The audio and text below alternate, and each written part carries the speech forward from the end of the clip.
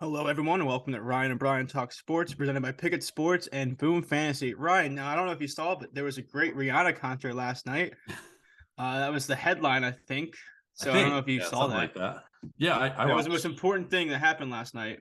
Yeah, I agree with that. I agree. It was a hell of a show. The game kind of sucked, but on we move.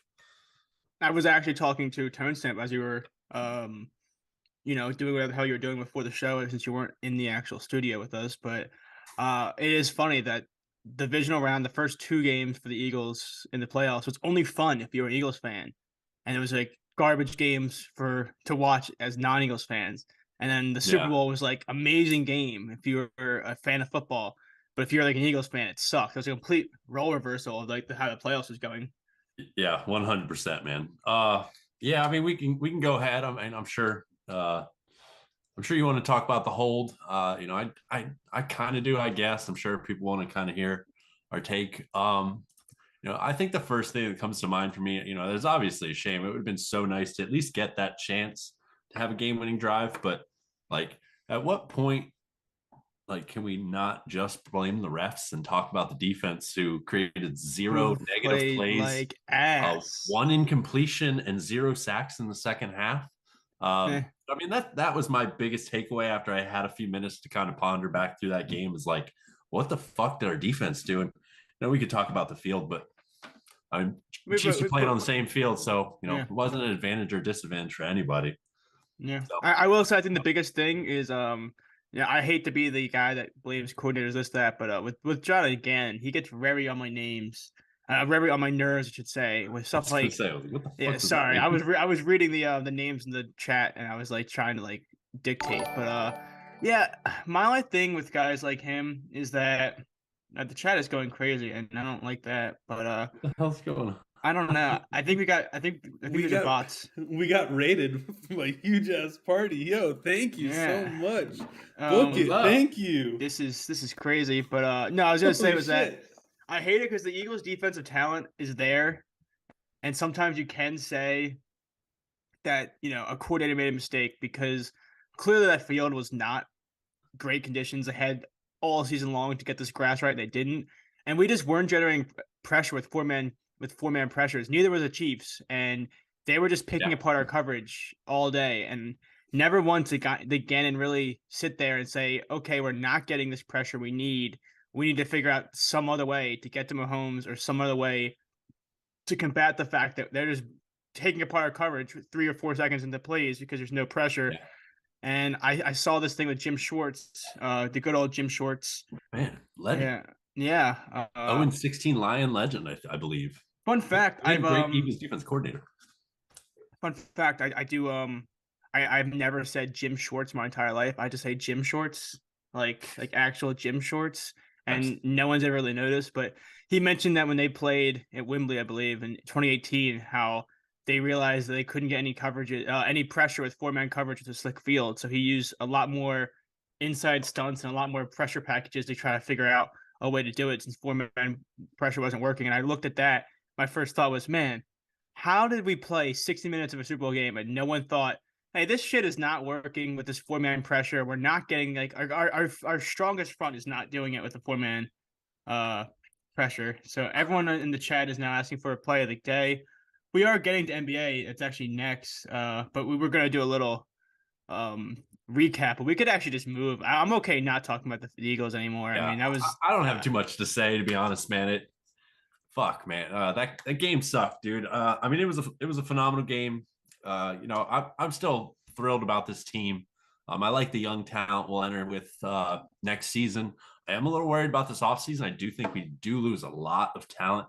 I'm sure Hertz is going to get that 45 million a year kind of extension, but we keep together a pretty decent amount of the offense at a pretty young age. Defense we'll probably get hurt a little bit there. I'm sure we'll bring back Gardner Johnson. We'll probably lose Bradbury. So, we got some work to do, but overall, what a fucking season, man. 14-3, made it to the Super Bowl, had a 10-point lead at half. Obviously not the way you want to end it, but still got to rep them. Just what do uh you We're getting rated here with the NBA comments. So we'll go NBA, and I want to go first to piss everybody off, because everyone wants to play, and I'll go with my first play, which is one that no one's ever gonna take. So this is a way to combat the fact that we're getting a lot of NBA love here. Is I am taking. I don't know if you saw this. I posted in the Discord earlier. Taking Mikal Bridges under 3.5 assists. What a weird, Yeah. prop. I like his points. I like his points over. But if you watch that Sixers game, I liked. I actually I had the spot circled watching that Eagles game because I mean the Eagles and watching that Sixers game because watching Mikal Bridges take us apart on the outside and on his drives to the rim. My first thought was he really is playing a lot of off ball. All of his passes are at the top of the key, and he actually only had 2 potential assists in that entire game. I don't know if you saw, like, if you look at the potential assist, he only had 2. So we're getting a line of 3.5 for a guy that didn't even get to 2 chances per assist last game. He's under this in 58% of his games overall. Games with Chris Paul, he's under this in 16 of 25 games. Obviously, Chris Paul is no longer in the factor, but I use that as a reference because he did have to pass a little bit more with games that Booker missed and with Paul missed in the Suns uniform. Spencer Dinwiddie is really that guy that's overhauling a lot of these assist chances for the Nets. Yeah, and absolutely. it is tough to bank a play off of 1 game sample size, but this is already a play he's under in the majority of games, and he's only averaging 6 potential assists when he was with the Suns. So even with that line, it seems like 3.5 is almost based off his season numbers. When in this new role, he only had 2 potential assists, 1 assist last game, and he only had 34 passes, and he just didn't look as on ball like he needed to be when he was with the Phoenix Suns. Yeah, absolutely. It was it's a hell of a new role for him. I'm actually really excited to see how it goes, but I mean, he could definitely be an 18, 20 point scorer, but I don't really see them needing him to pass too much. I mean, I think it'll be a pretty unselfish team and they'll kind of freely share the ball, but I don't think they'll look to him directly for playmaking. So coming off a 2 potential assist game, that's an interesting one for sure. Yeah, and like I said, reading some of the things in chat, the classic, it's going to be a loss. We all know that already. But yeah, when you base plays That off is funny as trades, shit. What is happening right now? when you base plays off, new players and new roles, it can always blow up in your face because for that exact reason, it's a small sample size. But this is a play that FanDuel has the odds near -150. You can still get the -125. What is it, -127 on Caesars? It's still there before the show when I checked. So it's a Nice. good value play if you believe that FanDuel's a sharper book, which I do. Yeah. And a lot of times if you look at props, I mean, if you don't want to say it like this, but if you're thinking it's a 50-50 coin flip, it's already one that has more probability where he's under this more than he's over this. But in his new role, I just don't see him being much of a passer. And you also get the Knicks, who are 26 in pace. So less possessions will also create less chances. And the other thing that's nice about this is Mikal Bridges is known for being this, guy that sees 40 minutes, 38 minutes a game. He played 34 minutes against with the Nets last time. So Yeah. there's a chance with this roster being as deep as it is in terms of, their guards, their wings, and how they have this roster formed. There's a chance we see like 34 minutes from Bridges rather than 38, which could be an entire assist chance right there. So I do think it's a good look. And I also do think it's one of those things where if you look at the potential assists last game, it was Dinwiddie, Simmons way up top, and then way at the bottom, you have guys like Bridges that really was used as a scorer, which he was great at. Yeah, for sure. I actually have a prop in this game as well.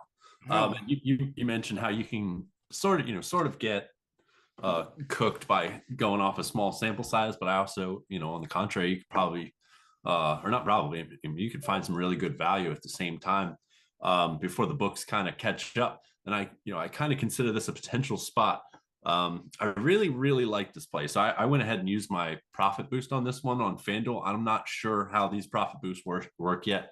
I don't know if it's just a Virginia thing today or if it's just targeted people. I don't know how many of you have, but either way, I mean, I took it straight, or I would take it straight. It was plus 102 right before the show. So I'm going Cam Johnson over 12.5 points at plus 102 on FanDuel. Simply to put, I'm a UNC fan, so I'm a bit of a Cam Johnson stan.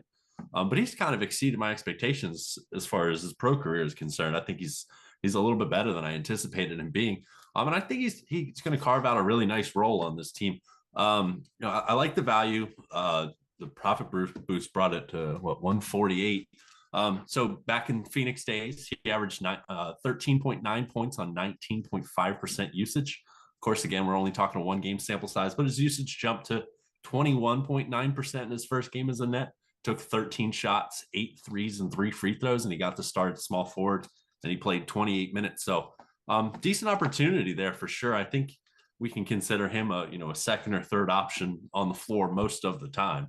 They might get a Dinwiddie, Bridges, Cam, and Cam Thomas lineup at some point, and maybe that would push him to the fourth option. But I mean, I don't really see them using that kind of lineup very often. So I mean, like I said, I see him as a second or third option a lot of the time that he's on the floor.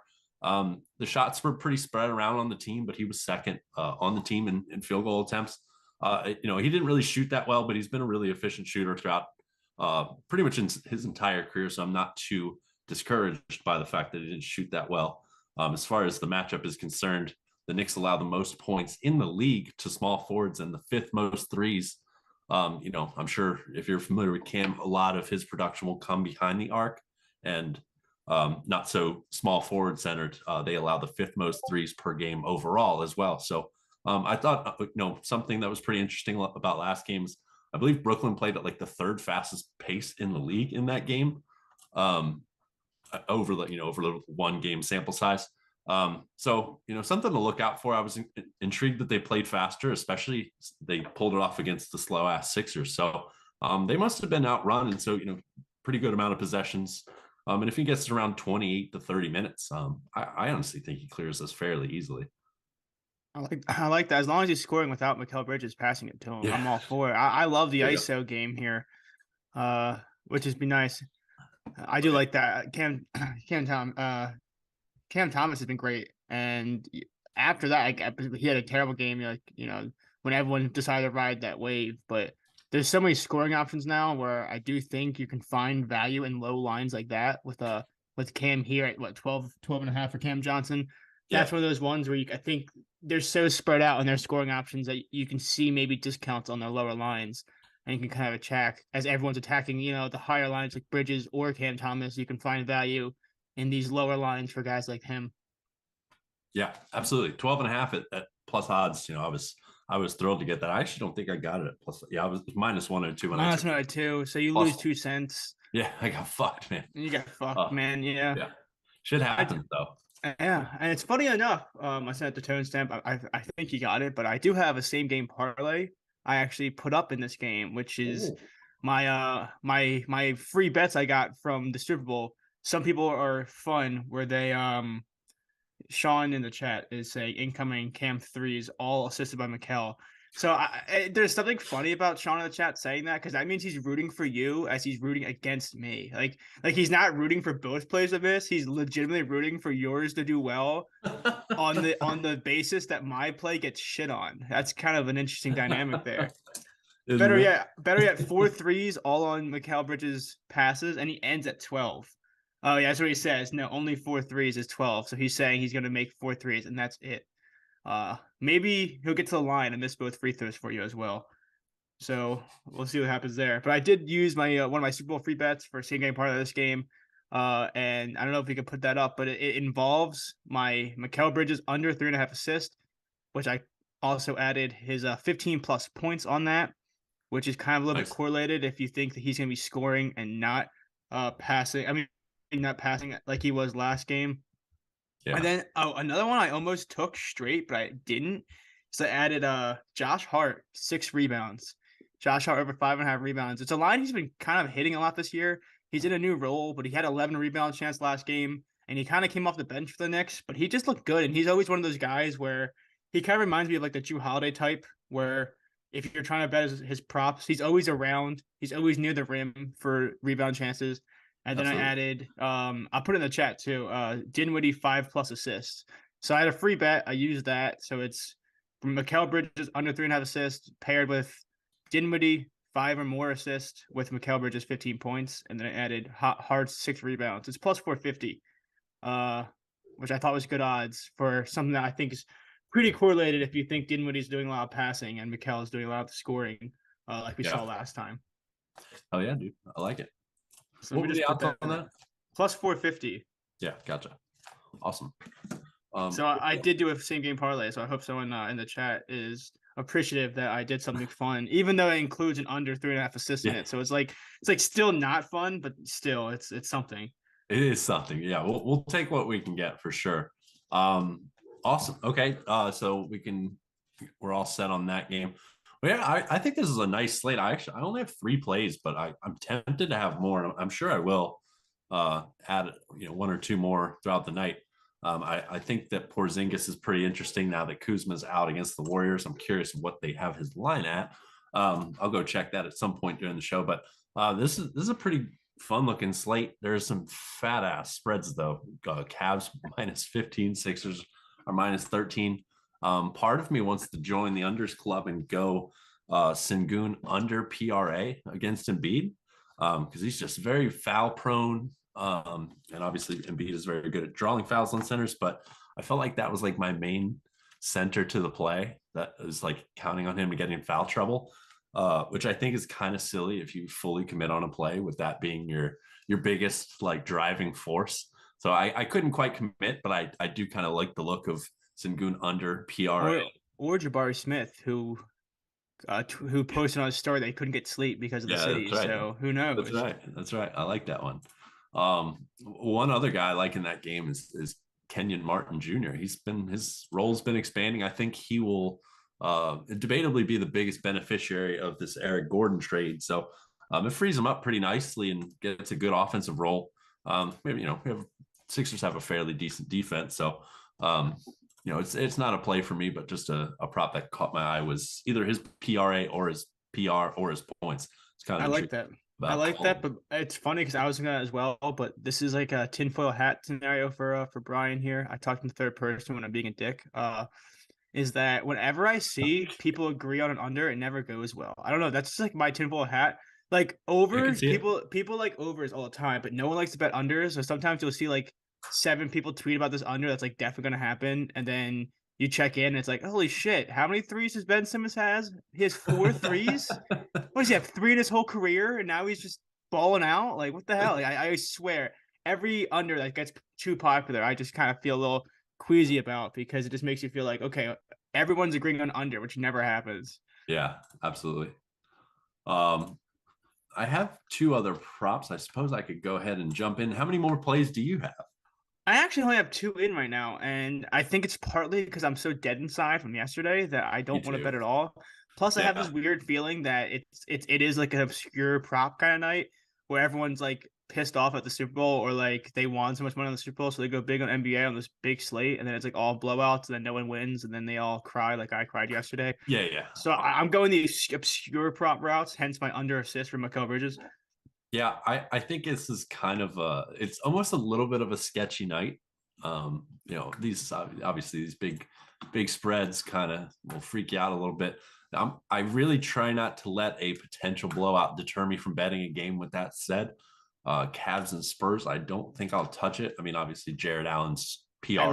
I also liked. I thought it would be good. So Mobley. That'd be a good Mobley day. I thought they were both pretty good. I just think you're not getting enough of a discount with the spread because Allen 16.5 and Mobley 17.5.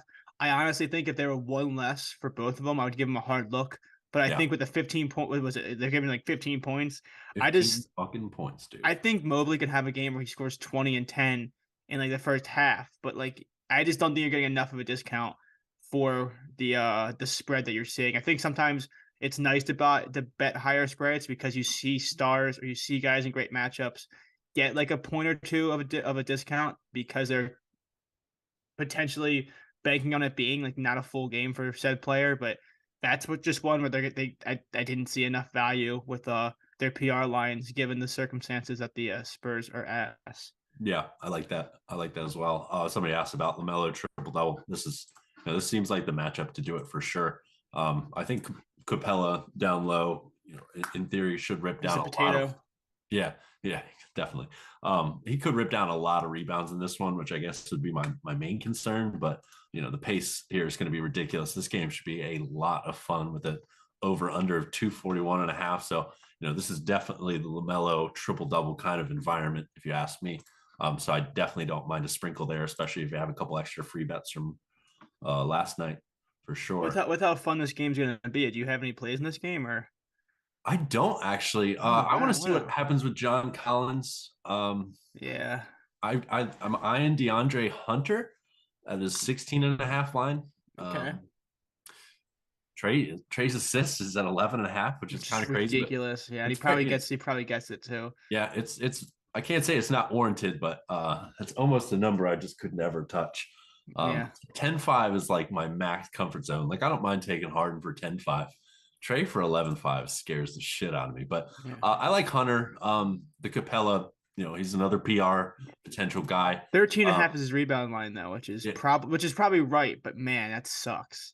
Yeah, and he has to get that done quick. I mean, probably, if we're lucky, he sees 27 minutes. So, I mean, obviously that's what he does. He's in there to rebound. So it's not that the line is undeserving, but he sits a good 10, 11 minutes and a half each half, and then sometimes he just doesn't play the fourth. Yeah. If the matchup is wrong for him. So with the minutes risk, that's one I couldn't quite lock into. I believe you do have a play for this game, right? Yeah, but you haven't gone yet. You haven't. Yeah, I know. But since we're on the game, we're not gonna. That's fair. I like this. I like this game a lot, and I like it more considering the fact that it's like such a fun game for overs. And I picked the most ridiculous over. I don't even know if Tony can fit this in. I actually did a ladder play. I don't ever ladder, but I laddered in the way that like I'm comfortable laddering, where I did it for one unit, and then I had free bets. I have all these free bets from FanDuel, so I use it to ladder up up to 10 rebounds. So in this fun game with all these overs to pick from, I went with Nick Richards, the guy that plays maybe 20 minutes a game. His over under for rebounds is 6.5 at plus money on FanDuel. It's plus 100. Oh yeah, there's my little ladder there. So what I didn't actually include the ticket only because, and I swear I bet it, like it's not one of those things. I just didn't want to share. Sure. I wanted to share it like this because if you are doing a ladder, everyone has their own way how they do it. Because I always think I like a unit on the base, and then I use the free bets on the ladder upwards. Because at the end of the day, I think the one thing people get in trouble with ladder plays is that they'll do too much on the ladder, and then they don't really profit if they are hitting the main line, which is really the bet you're looking for. So I think that's one of the things. Sure. But Nick Richards, he's good. Honestly, Mason, I think he's probably one of the big reasons they're okay moving off from Mason Plumlee, because Nick Richards, when he gets in those non-Plumlee minutes this year, has been very fun to watch. He's a little raw in terms of talent, but he's still extremely good. And I just like the idea that the last two games he saw 17 minutes, but the last game he saw 27 minutes, and he was effective in those minutes. And this year, his last 10 games where he saw 20 or more minutes, he's hit this line in 8 games, and in those 10 games, he's averaging 9.3 rebounds. So in the last 10 games, he's seen 20 more minutes, which I expect him to see 20 more minutes, especially in this game where he's just a better fit for this pace and this kind of a matchup than guys like Mark Williams, who A, could get in foul trouble, and B, might just lose minutes based on the fact that it's going to be a track race, and Nick Richards just fits that bill a lot more. Yeah. But in those last 10 games, you see 20 more minutes. He's had 8 rebounds, 11, 6, which, whatever. We're not going to count that one. 8, 10, irrelevant. 7, 13, 14, and 5. So obviously 2 misses, still had 5 and 6 rebounds. But we're talking games where he had 14 against Cleveland, 13 against Philly, and now he gets a team like the Hawks that really just don't have any decent rebounders outside of Capella. And he's likely to see minutes where Capella's not even in the game. So in this kind of a track race, I think he's going to grab a lot of boards in his time out there. And the biggest thing I want to mention is that the last 2 games without Mason Plumlee, he's leading the team in rebound chances, 16 rebound chances a game on average last 2 games. So you're telling me I get plus 100 for him to grab 7 of an average of 16 without Plumlee when he was seeing a lot of contested rebound chances. he shouldn't have to fight for a lot of contested rebounds in this game. He should just be able to walk into them against this Atlanta team, who he actually seen 11 rebounds in both matchups against Atlanta. Yeah, that's kind of crazy. And last time they faced him, Capella was out, and he faced Onyeka for a good portion of the game, who I think he would likely match up with more than Capella. So off the bench, yep. I think Mark Williams has a pretty tough matchup on the glass, whereas your boy here, Nick, could definitely have the stronger matchup for a good amount of his minutes. So that's a good look. Yeah, it is a rare ladder type play for me, especially with rebounds. But I do just think this is one where, like I said, I'm playing one unit at plus 100. I would play probably up to like minus 115 on his 6.5. But I just think the odds for him to get 10 more with free bets is just too tempting for a guy that's just been able to grab a lot of boards when he gets the chance, and he should get the chance tonight. Yeah, for sure. Good deal. I'm going to go ahead and move on to my next play. So I bet this at 8:06 this morning. I was in the middle of doing my write-up. It was minus 104. Well, I'll tell you the prop first. So I'm going Walker Kessler over 23.5 points plus rebounds. I took it at 22.5 this morning, and as I was doing the write-up that I'm about to read off to you now, it jumped from 22.5 at minus 104 to 23.5 minus 118. I'm like, what the fuck is that? Like, that's absurd. And then a couple hours later, I came to realize calling our shot on Twitter took it. So, and he must have sent it out to his all-stars, and they ripped that line to fucking shreds. However, it settled back down to, in my opinion, a very playable 23.5 at minus, I think, 104. I think DraftKings still is holding this at 22.5 at like a minus 130 juice. So I hate that they do that. Yeah. That's like I hate the people that, it's a good sign if you're on the play, because it usually means that they're leading the over. But I hate the idea of not moving up a stat and holding, like, you see it sometimes.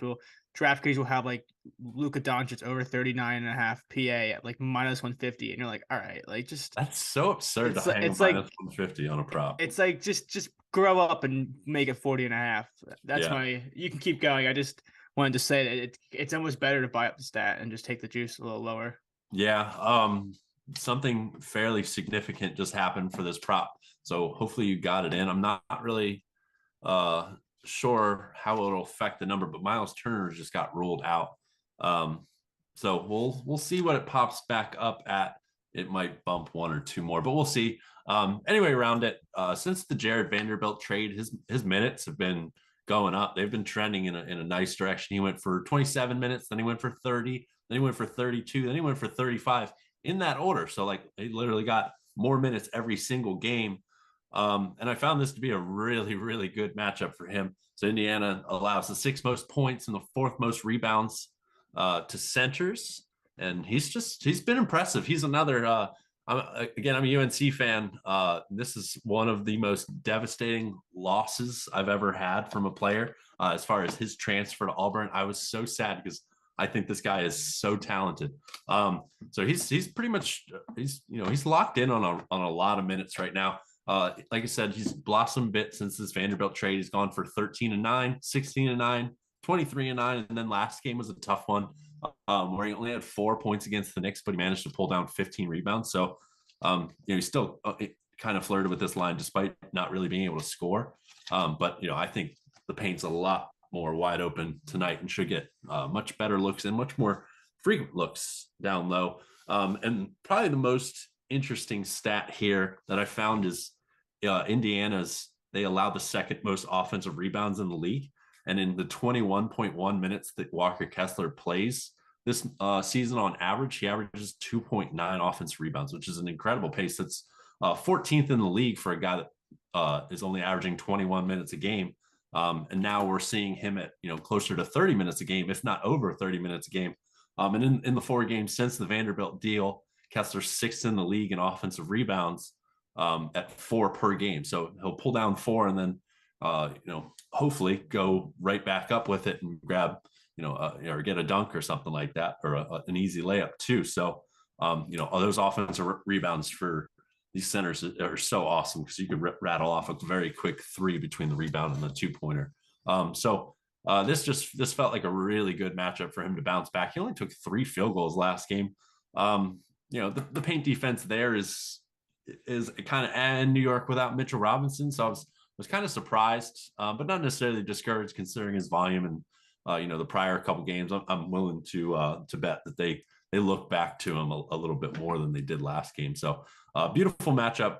We will see what FanDuel and DraftKings decide to do about this without Miles Turner. I don't even know if I knew Miles Turner was.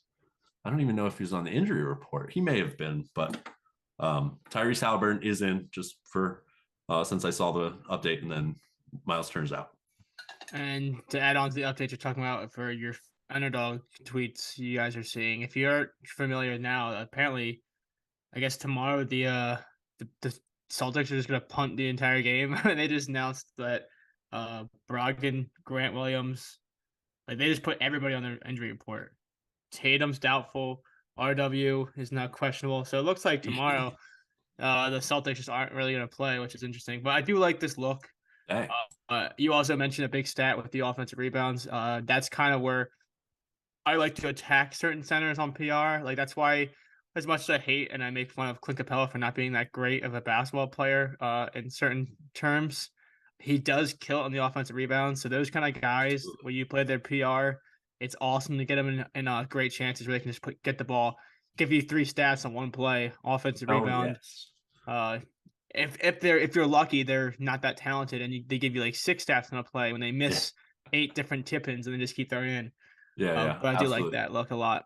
Yeah, who grabbed like 9 offensive rebounds in a couple minutes the other day for Houston? Maybe it was Tari Eason or something like that. Yeah, it was a crazy like back and forth where and there's nothing more frustrating than when you're on the under, and because guys like to do that. I mean, my guy that is a J-Val, Jonas Valanciunas, is the king of missing his own shots. Yeah, he's the king of missing his own shots, getting it, and then putting it back to score.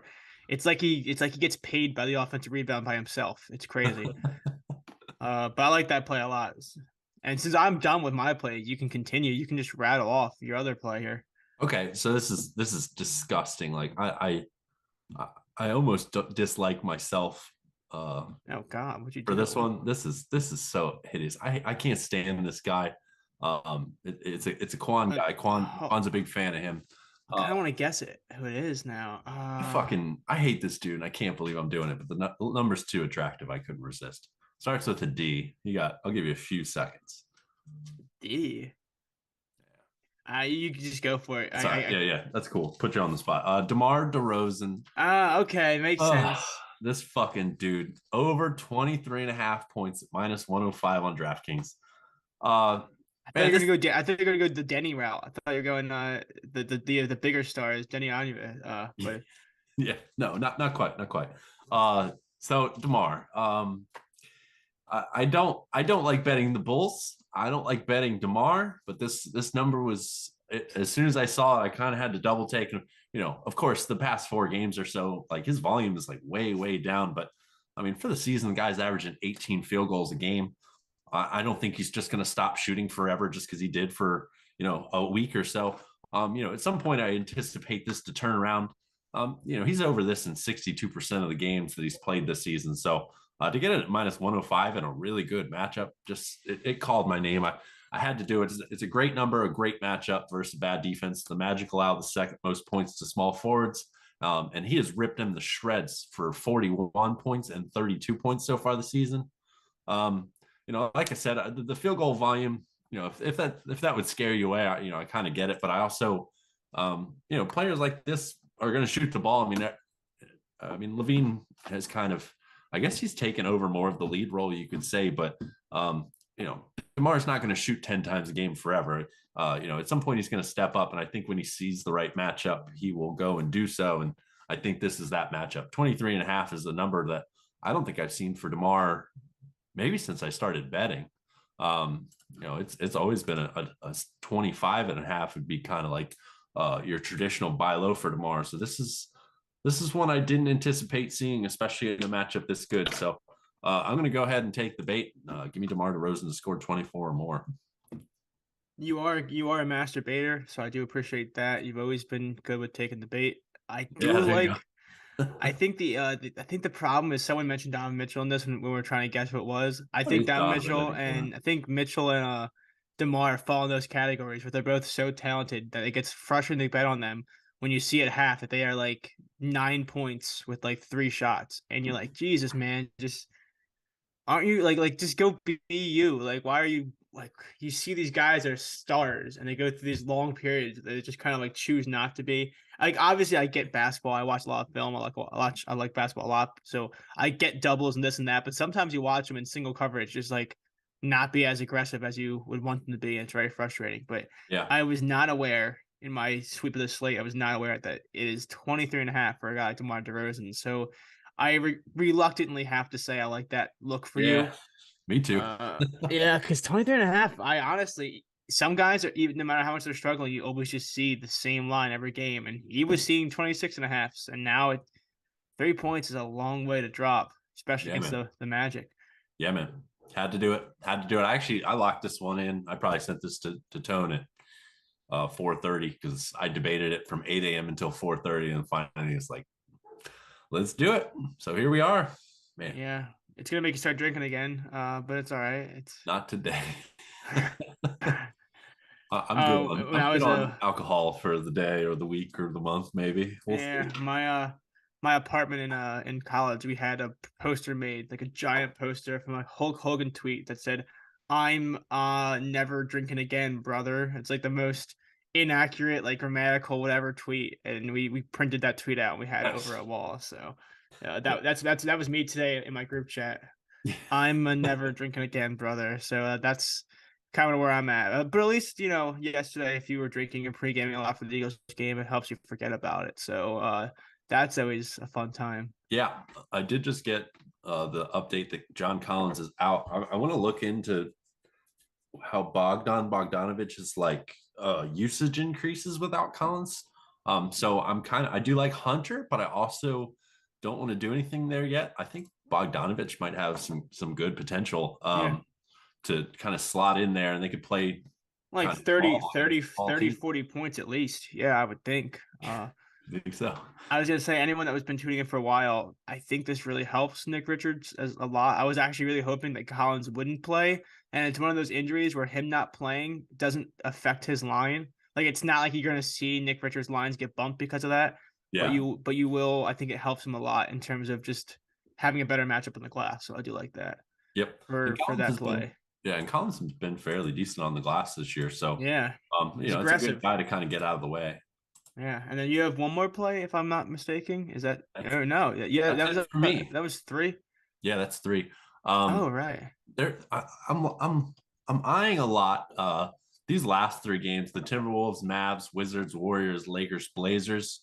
I mean, all of the totals are. I mean, shit. Even the Pelicans and Thunder. All of the totals are like 233 and up. So, I guess more so waiting for injury news. I think with all of the the trade deadline madness and everything like that, I'll be a lot more reluctant to put out plays early. I think a lot of my stuff will come at an hour prior to the game for the future. So I'm always going to have plays on this show for sure, but I will likely always add plays later than the show as well in the Discord. Just kind of got to watch your back right now with obviously the injury reports every single day being massive fuckery, and then just all these teams finding themselves after the trade deadline, developing new chemistry and rotations and things like that. This is probably my favorite time of the NBA season to bet. You can have some plays and make you look like an ass, but I mean that can happen any time of the season. But I think this is the most laterable time of the year. Like guys that just didn't Guys really in your get many roles. opportunities finally could get a really nice opportunity, and the books, haven't really not. I won't say they haven't caught up yet. They give a fairly justified line, but some of these guys can smoke through those lines and sometimes even double that shit. So, I think this is a very laterable time of the year, and that's why I'm trying to take advantage of it a little bit with Nick Richards. And same thing where laddering or not, both my plays tonight are based off of how guys in new roles hoping to nail down how they're gonna have their roles changed and kind of 100%. play lines that you're probably they're seeing in a different role, so which is nice. Yeah, for sure. So that's all I have for an NBA slate as of right now. And then, Can you hear is that? yeah, of course I can. What are you doing? Alexa, stop. What is happening? So we can move on to the Pickett popular plays here. Sounds good. To figure out and close the show. We can all go to bed by 7. There you go. Because I'm Lord not knows. opposed at all, dude. Yeah, it's I will say sometimes, drinking 8 a.m. to 1 a.m., no matter how young you are, it can make you feel like an 80-year-old man the next day when you're like, dude, did I even sleep at all? I don't even remember. I didn't sleep on Saturday because I was too excited. I didn't sleep yesterday because I was depressed. So it's like this whole vicious cycle. My Pickett's like not opening right now. I think I have too many tabs, so it's like loading a little bit. So I don't know if All you right. have the popular plays up and you can gotcha. kind of steer the airway here. Pulling it up now. Ooh, most popular player is a really interesting one. It's a revenge game. So I mean, everybody likes a good revenge game. It's Nikola Vucevic. Let's see what they're playing for the most. Probably his rebounds. I saw his rebounds a lot, and his rebounds.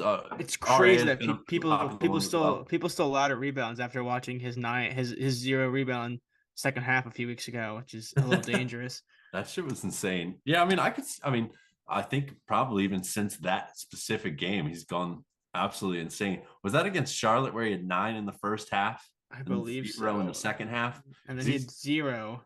Yeah. Since then, he's rattled off 13, 14, 12, 11, 12, 17, 17, 14. So, fairly warranted. Everybody likes a good revenge narrative. Orlando, he just had 13 against. I'm sure they've played at least one more time. He had 16 against them. Yeah, so he has 13 and 16. So, definitely see the rebound angle. This has been a good month for his assists as well. He averaged 4.4 last month, 4.2 this month. So, R and RA certainly definitely get the intrigue on that play for sure. I took Vucevic's under last game against the Cavs, like on I think Saturday. So that was fun. I like to take his unders. I just don't. There's just something about the guy. I don't know what it is. There's certain guys in this league I can't ever take their overs, and I only fade them, and it brings me joy. But I do like his RA a lot, and I do think this is one too where I know people will talk about his revenge game and this and that, but that doesn't necessarily mean he's going to pass a lot if you like it. I mean, that doesn't necessarily mean he's going to take the ball and just like shoot 40 times because people like to use revenge narratives where a guy just happened to play for a team. They're like, oh, it's revenge. And it's like, wasn't he mutually signed out and he like agreed to a trade clause and et cetera, et cetera? And people are like, oh, but it's revenge. And I'm like, I think revenge is overused. So I do think it's a game where he can still pass out of certain situations and that RA could be racked up. Yeah, for sure.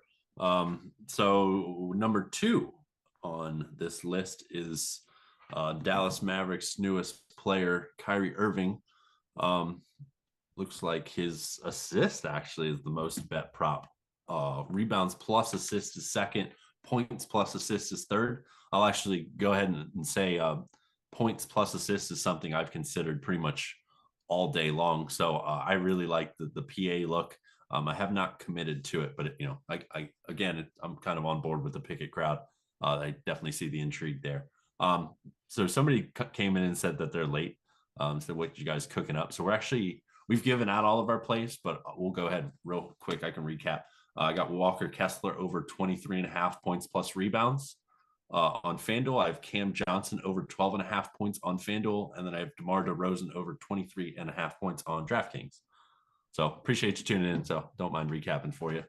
So I have a question. Don't the Mavericks not have Markieff Morris? Wasn't that part of that whole thing? Is that like Markieff Morris came over with Kyrie? I don't even remember. I think he is. So I'm just wondering because you mentioned you opened up, second most popular player is the newest member of the Dallas Mavericks, and everyone's talking about Kyrie. Everyone's talking about Kyrie Irving, and no one's mentioning the steal they got with Markieff Morris, who is a guy that if they gave me lines, I'd probably bet him because he's one of those guys where if you gave him 26 minutes a game, probably be like a Cam Thomas story. You think so? Yeah. So I just think it was a little rude that you dissed my guy Markieff there a little bit, but you're absolutely right, and I'm going to apologize to the Morris family right here, right now.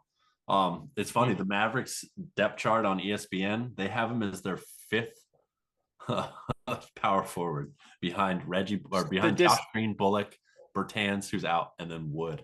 So they have the disrespect, man. The disrespect. That's crazy. That's just ridiculous. And then we'll go one more. Who is the third most bet player on Pickett Sports tonight?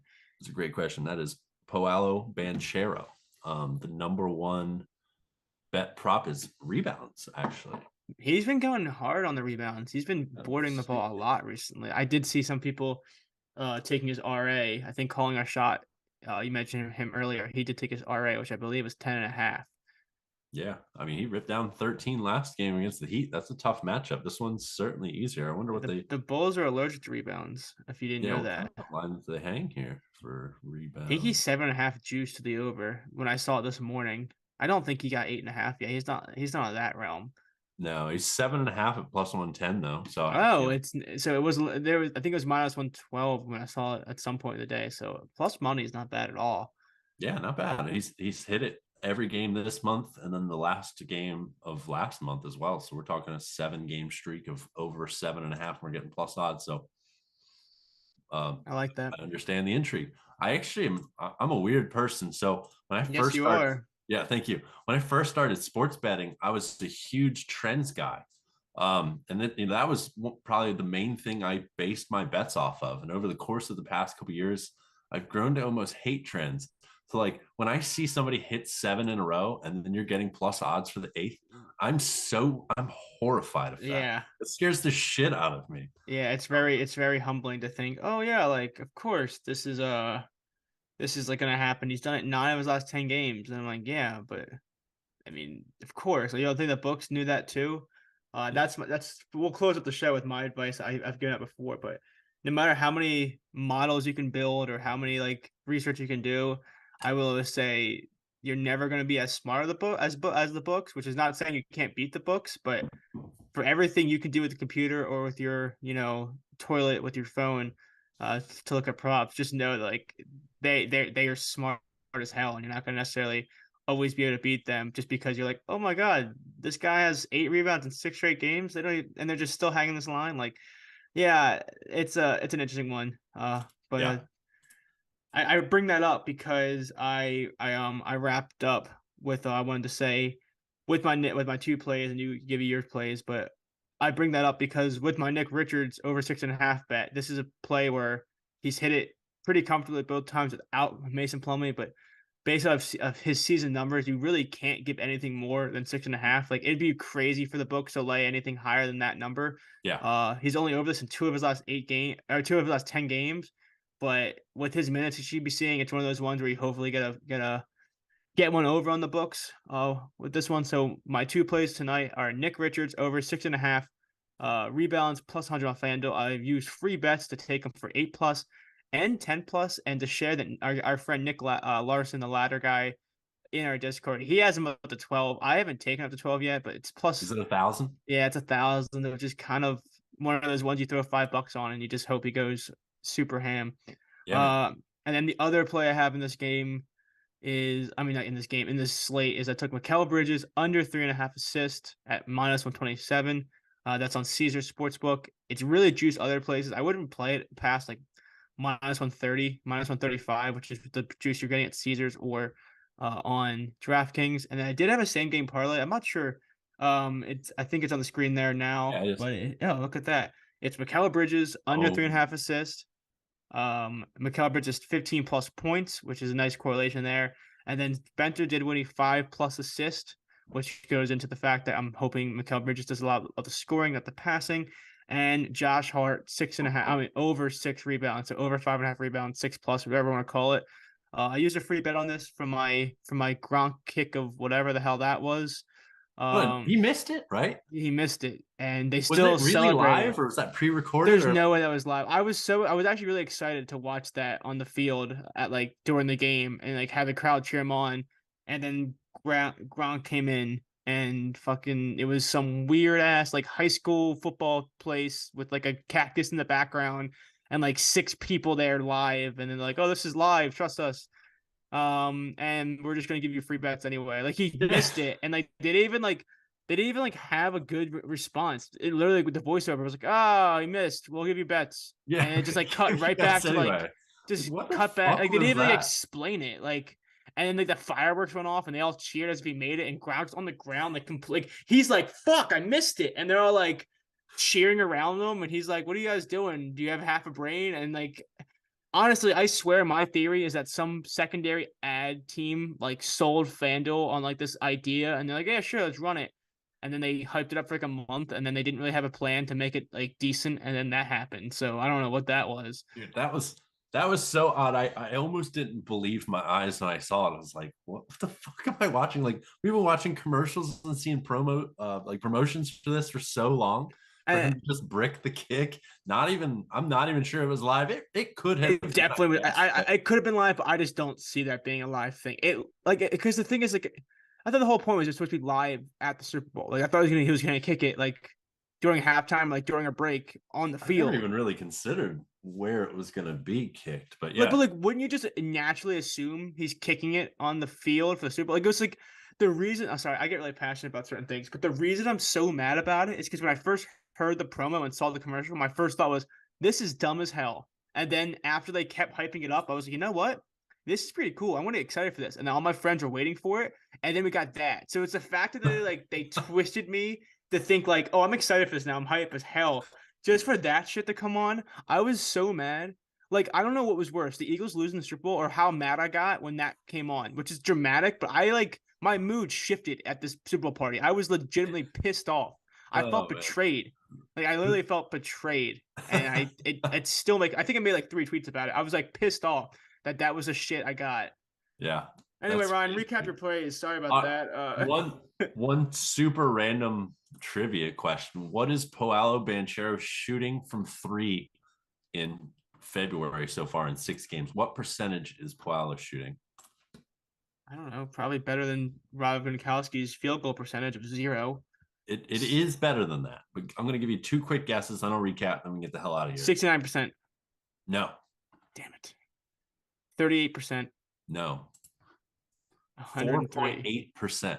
Oh, no, wait, what?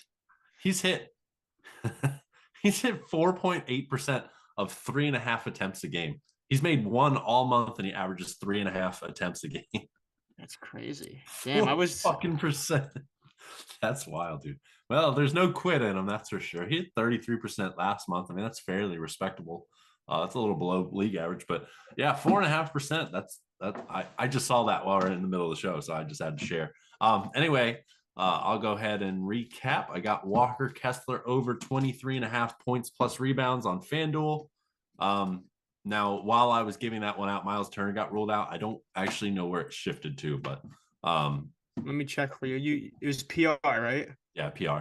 My other 2 plays were Cam Johnson over 12.5 points. That was on FanDuel. I don't know if you got a profit boost, but this is what I used my profit boost on FanDuel. And then my only DraftKings play was DeMar DeRozan over 23.5 points.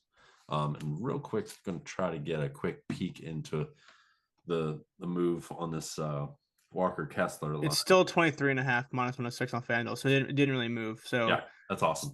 It's one of those ones where you guys are getting good post-news injury reports, but the lines still hold, which is kind of nice. Yep. Yeah, good deal. But appreciate you guys tuning in. I don't think we sulked too bad. I thought this show had a lot of potential of us just kind of sitting here crying for a little while, but I'm gonna save it for after the show. Yeah, exactly. I'll go do that a little after. So thanks for watching.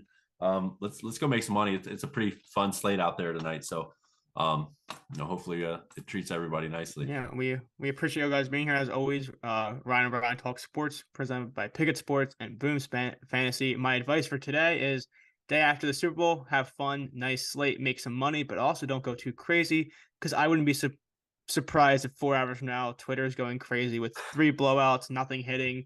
So just make sure you limit your volume in terms of like the day after big games like the Super Bowl can always be a little wonky. So that's my only advice, and we appreciate all you guys, and we'll see you next week. Indeed. See ya.